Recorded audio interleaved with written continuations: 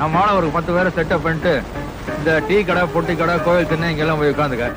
கருப்பன்னு ஒரு அரிஜன செத்து போயிட்டானாமா, அவன் பணத்தை இந்த வழியாத்தான் எடுத்துட்டு போக போறான் அவன் சொல்லு. இந்த மாதிரி சொன்னோம்.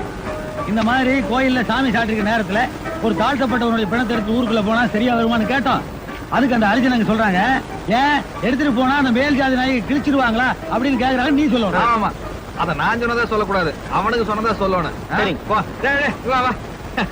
மேல் ஜாதிக்கார நாய்ங்க, அந்த நாய்ங்க நல்லா அழுத்தி சொல்லணும். சரி, இவன் போய் இப்படி சொல்றான்னா சாதி கலர் உண்டாயிருமா? மணியா, சாதியாவும் மரமாவும் நம்ம சனங்க பிரிஞ்சு கிடக்குற வரைக்கும் நம்மள மாதிரிவாதி குதிரை ஏறிட்டே இருக்க வேண்டியது. அப்ப நம்ம மாதிரி ஆளுக்கு சந்தோஷமா இருக்கிறத இந்த சாதியிலே கண்டுபிடிச்சிருப்பான்னு நினைக்கிறேன்.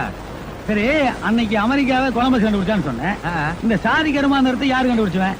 மந்திர மோதிரம் கண்டுபிடிச்சானுங்க, மந்திரிமார்கள் அதை கட்டியே பிடிச்சிட்டானுங்க. ஓ, அப்ப இந்த ஜாதி கருமாந்திரத்தை ஒழிச்சோம்னா ஜனங்க நிம்மதியா இருப்பாங்க போல இருக்கா?